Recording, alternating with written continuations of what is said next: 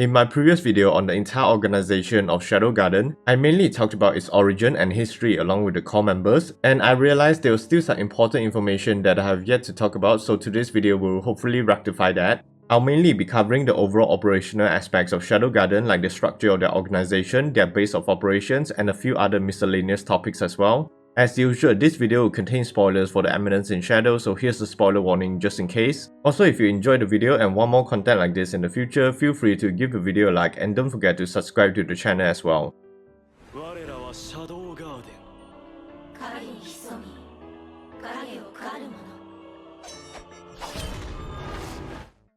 Now let's first take a look at the general organizational structure of Shadow Garden. The organization was founded by Sid Kageno, who is commonly referred to as Shadow by its members, and he is the ideological inspiration for the group. He holds the highest authority within the organization, so his orders are considered to be absolute and takes the most priority even if they contradict the orders of the Seven Shadows. The culture within the garden was pretty much built around the teachings of Shadow, so his words are often treated as divine scriptures. Many of the members even worship him as an all-knowing and all-powerful being, which has unfortunately led to some members to develop extremist tendencies. This would result in the creation of a renegade faction led by Zeta, one of the Seven Shadows, but I'll provide further details on this faction shortly. Moving on, we have the Seven Shadows, who host the second highest authority within the organization. They were the first 7 original members that were rescued and personally trained by Shadow in combat. They were also directly granted powers from him when he cured their demon possessions. But aside from fighting capabilities, they also gained extensive otherworldly knowledge from his Shadow wisdom as well, so they were quite skilled in subjects like science, business, culture, engineering, and many more. That's why they play a crucial role in maintaining the organization's hierarchy, and each of the 7 Shadows holds an important position within the garden as well. If you want to learn more about the individual shadows, I have already done a breakdown for each of them, so be sure to check out my playlist for the Eminence in Shadow if you're interested. And here's a quick rundown of their positions within Shadow Garden. Alpha is the second in command of Shadow, and she is basically the acting leader of the organization. Meanwhile, we have Beta, who serves as the operations coordinator and the head of mission logistics. Then there's Gamma, the head of administration and finance. As for Delta, she doesn't have any special talents other than being strong, so she is the main fighting force of the garden. Furthermore, Epsilon is the head of espionage and infiltration. Zeta is the organization's head of exploration and reconnaissance, and like I mentioned just now, she was the one that created the Renegade faction. The reason for creating this subgroup was because she doubted Alpha's capabilities to permanently destroy the Cult of Diablos, and she was afraid of what might happen to the garden after defeating the Cult. That's why Zeta's group wanted to resurrect the demon Diablos with Claire Kageno and then using the power of the demon to give Shadow immortality. They also plan on taking over the world by creating a new religion with Shadow as their god to prevent any other organizations similar to the Cult from ever returning. Currently, Victoria and Nina are the only known members belonging to Zeta's faction. Anyways, the last member is Ita, the head of research and development, but she is also the main architect and engineer of Shadow Garden. So with that, below the 7 Shadows are the numbers, the normal members of the organization, and they are all people who were rescued by the 7 Shadows. When they first join the organization, they are ordered to relinquish their identities, so it will be harder for them to be compromised. Then they will be given new names in the form of numerical denominations. The numbers they are assigned roughly indicates their strength and authority within the organization. For instance, number 50 will be slightly stronger and have more authority than number 60, and so on. Currently, there are more than 600 members, and some of the early members were personally trained by the 7 Shadows, but later when Lambda joined, she became responsible for the training of all the new recruits. Furthermore, when a number completes their training, they are given different roles based on their strength and capabilities, such as fighters, squad leaders, researchers, spies, and various others as well. However, it seems that most of the numbers often worked as employees in the various branches of the Mitsugoshi Company. This was done to help them practice and grow their own civilian personas in case they are ever needed for infiltration missions. That said, there is also a subgroup of numbers known as the name numbers, who have been recognized by the 7 Shadows for their exceptional abilities and strength. They are granted the Greek alphabet as their name, ranging from Theta to Omega. Here are some of the other alphabets in between. Also, name numbers often worked as the direct subordinates of the 7 Shadows, so they possess a certain level of authority within the organization, but because name numbers are just titles rather than permanent names, they can be challenged by any other numbers. If the challenger manages to defeat the name number, they'll become the new title holder. For example, Nu was able to rise through the ranks and earn her position as the name number by defeating the previous title holder. Currently, Lambda, Nu, Kai, and Omega are some of the notable name numbers that have appeared in the anime.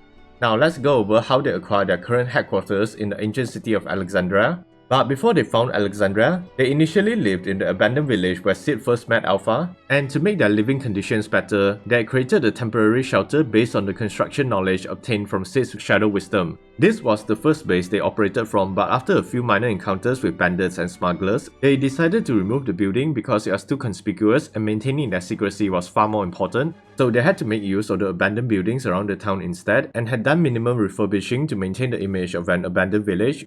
However, as they rescued and recruited more possessed into their organization, they were starting to run out of space and it became harder to maintain their secrecy with such a large number. Thus, Alpha ordered Zeta to search for a new headquarters and should discover the ancient city of Alexandria hidden deep within the Abyss Woods. The Seven Shadows will launch an expedition into the Abyss Woods in order to search for Alexandria, but when they sensed the presence of the Mist Dragon, they decided to stay behind to confront the dragon while Lambda left with the other members to inform their master of their fate in case they failed to return. But before they fought the Mist Dragon, Beta interviewed the dragon to confirm her findings about the legend behind Alexandria. The dragon would reveal that long ago, he had made a pact with the king of Alexandria in which the dragon would protect the city and allow it to prosper, but in return, the king and his descendants would one day give the dragon a proper death. However, as time passed, the people of Alexandria had forgotten about the pact and the king's descendants became greedy, leading to the dragon laying waste to the entire city in response to their broken pledge. After the destruction of the city, the Mist Dragon made Alexandria his home and it eventually became nothing but a forgotten story.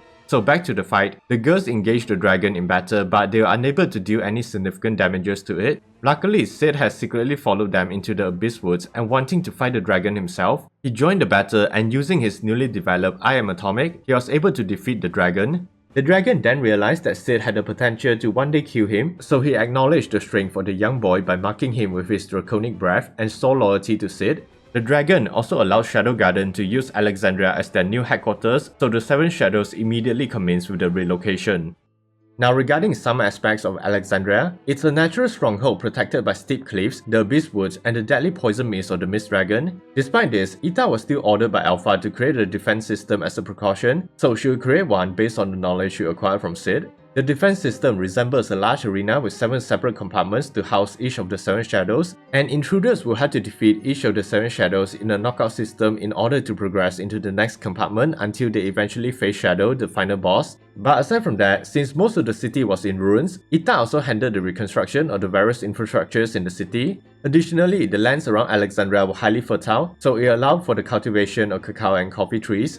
Thus, Gamma was able to set up plantations around the city to mass produce various types of chocolate and coffee products that will be sold at Miss Goshi. Besides cacao and coffee, they also produced crops like tea that was sold at her company as well, and the numbers were the ones working on the plantations. Also, it seems that most of the 7 shadows rarely stay in Alexandria, but instead, they often operated from the mansion above the Miss Goshi branch in the Midgard Kingdom.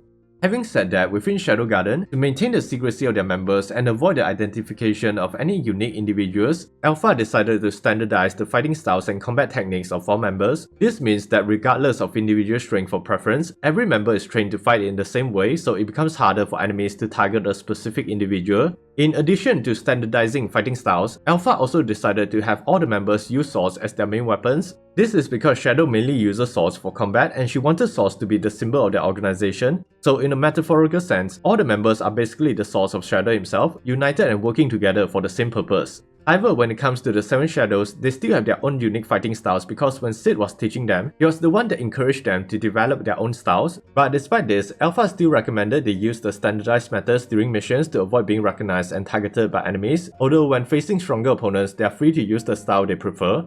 Now before I end the video, I want to briefly go over some of the tools and equipment unique to Shadow Garden as well. The most notable is of course the Slime Bodysuit, an innovative piece of equipment that has been meticulously designed by Sid to provide unparalleled versatility to the users. The suit is made from Rimur's family for its high conductivity for mana, and when it's combined with equipment enhancement magic, it can provide great offense and defense. The Slime Bodysuit is also highly flexible and can be manipulated in various ways, allowing users to customize it according to their needs. For example, if the user needs to perform a long-range attack, they can simply separate a part of the suit and fire the projectile like a bow and arrow. Furthermore, the Slime Bodysuit can also change its color and texture, allowing users to even modify their body shape or facial features, making the suit a powerful tool for infiltration. However, it does have some weaknesses, like the potential is completely dependent on the user's own magic control. Also, since it relies on magic to function, magic ceiling will render the suit useless. But for Sid, the 7 shadows and the name numbers, they are capable of overcoming this weakness. Nevertheless, it's now the standard equipment for all Shadow Garden members and is continuously refined by ITA to improve the performance of the bodysuit.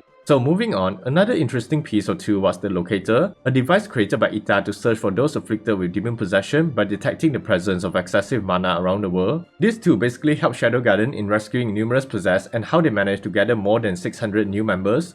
Another piece or two used by Shadow Garden was the Roller Point, an instant camera created by ITA based on Sid's Shadow Wisdom. It basically functions like any normal camera and is mainly used for gathering intelligence during missions. Now, the last notable equipment was seen in episode 20 of the anime and it's a telegraph key, likely created by ITA. This implies that Shadow Garden has even established a communication network based on the wireless telegraphy, allowing members to send long-range communications using Morse code. And if you did not know, the Morse code showed in the episode was saying to be continued, a nice Easter egg for season 2 of the Eminence in Shadow. わかったわ。じゃあ引き続き全員任務を継続させるということで。はい。それにしても。